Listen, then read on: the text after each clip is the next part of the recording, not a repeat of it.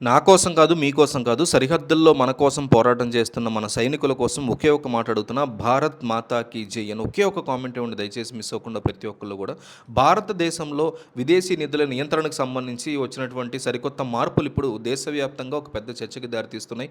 కేంద్ర ప్రభుత్వం foreign contribution regulation act నిబంధనల్ని మరింత కఠినతరం చేస్తూ కొన్ని కొత్త అడుగులు వేస్తుంది. ఈ దేశంలోకి వచ్చేటువంటి విదేశాలకు సంబంధించినటువంటి నిధుల విషయంలో ప్రజల జీవనాన్ని, సంస్కృతిని అవి మార్చేయడం కోసం అవి వాడకూడదు అనేటువంటి దానికోసం ఈ నిర్ణయం తీసుకున్నామని చెప్తున్నారు.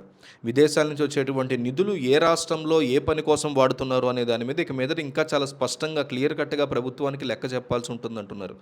ఒక రాష్ట్రం కోసం తెచ్చినటువంటి డబ్బుని వేరే రాష్ట్రంలో ఉపయోగించాలనుకుంటే కేంద్ర ప్రభుత్వం నుంచి ముందే చాలా క్లియర్ కట్ అనుమతి అనేది తీసుకోవడం కంపల్సరీ చేసేశారు. ఒకవేళ అనుకున్న పని కాకుండా వేరే దేనికైనా నిధుల్ని మళ్లించాలన్నా కూడా ప్రత్యేకంగా దరఖాస్తు చేసుకుని ప్రభుత్వం యొక్క క్లియర్ కట్గా పొందాల్సినటువంటి అవసరం ఉంటుంది. విదేశీ నిధుల యొక్క నియంత్రణ చట్టం సవరణల వెనక మత మార్పిడుల నియంత్రణమే అనేది క్లియర్గా అర్థమవుతుంది. మన దేశంలో ఎవరి మతాన్ని వారు నమ్ముకోవడానికి, ఆధ్యాత్మిక కార్యక్రమాలు నిర్వహించుకోవడానికి పూర్తి స్వేచ్ఛ అనేది క్లియర్ కట్గా ఉంది. విదేశీ డబ్బుతో సత్సంగాలు, ధార్మిక ప్రవచనాలు, ఆధ్యాత్మిక సమావేశాలు ఇవన్నీ కూడా క్లియర్ కట్గా పెట్టుకోవచ్చు, ఏ ఇబ్బంది లేదు. ఆశ్రమాలు, గుళ్ళు, చర్చిలు, మసీదులు, గురుద్వారాలు ఇవన్నీ నిర్మించుకోవడానికి, వాటిని రిపేర్ చేసుకోవడానికి కూడా ఈ నిధులను చాలా క్లియర్ కట్గా వాడుకోవచ్చు. అంతేకాకుండా స్థానిక గిరిజన తెగల సాంప్రదాయాల్ని, సంస్కృతిని, పండగల్ని కాపాడుకోవడానికి కూడా విదేశాల యొక్క సాయం మనం డెఫినెట్లీ తీసుకోవచ్చు. కానీ ఈ డబ్బును ఉపయోగించి ఇతరులని మతాన్ని మార్చేటువంటి ప్రయత్నాలు మాత్రం అస్సలు చేయకూడదు అని కొత్త నిబంధనలు తెగేసి చెప్తున్నాయి. మత ప్రచారం పేరుతో నిరుపేదల్ని ఆకర్షించడం లేదా మత మార్పిడి కార్యక్రమాలకి విదేశీ సొమ్ముని వాడడం మీద పూర్తి నిషేధం వచ్చిందని చెప్పుకోవచ్చు.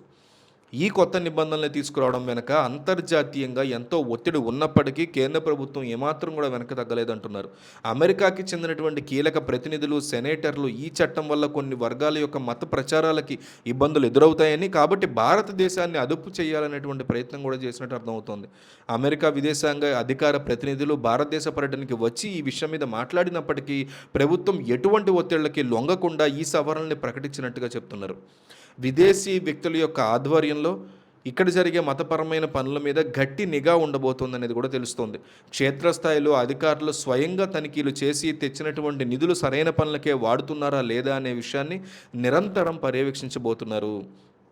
సరికొత్త నిబంధనల ప్రకారం విదేశీ నిబంధనలు తీసుకునేటువంటి నిధులు తీసుకునే సంస్థలు social media, print media, digital media ఇలాంటి చోట ఏమైనా ప్రచురణలు కానీ ప్రచారాలు కానీ చేస్తే వాటి వివరణని ప్రభుత్వానికి 100% తెలియజేయాల్సినటువంటి కొత్త రూల్ వచ్చింది. మీ మతాన్ని మీరు తెలుసుకోవడానికి లేదా మీ సంస్కృతిని మీరు కాపాడుకోవడానికి విదేశీ డబ్బులు వాడుకుంటే ప్రభుత్వానికి ఏ రకమైనటువంటి అభ్యంతరము లేదు. కానీ ఇతరులని మత మార్పిడి కోసము లేదా వారి నమ్మకాల్ని మార్చేందుకు విదేశీ ధనాన్ని ఆయుధంగా మార్చుకుంటే మాత్రం ఇది వీలే లేదు అని ఈ చట్టం యొక్క ముఖ్య ఉద్దేశంగా చెప్తున్నారు. సొంత దేశంలో మతాన్ని పాటించడం అనేది హక్కు అయినప్పటికీ విదేశీ డబ్బుతో ఇక్కడ మత మార్పిడులు చేయడం మాత్రం చట్ట విరుద్ధము అని చాలా క్లియర్ కట్గా ఈ కొత్త రూల్స్ చెప్తున్నాయి.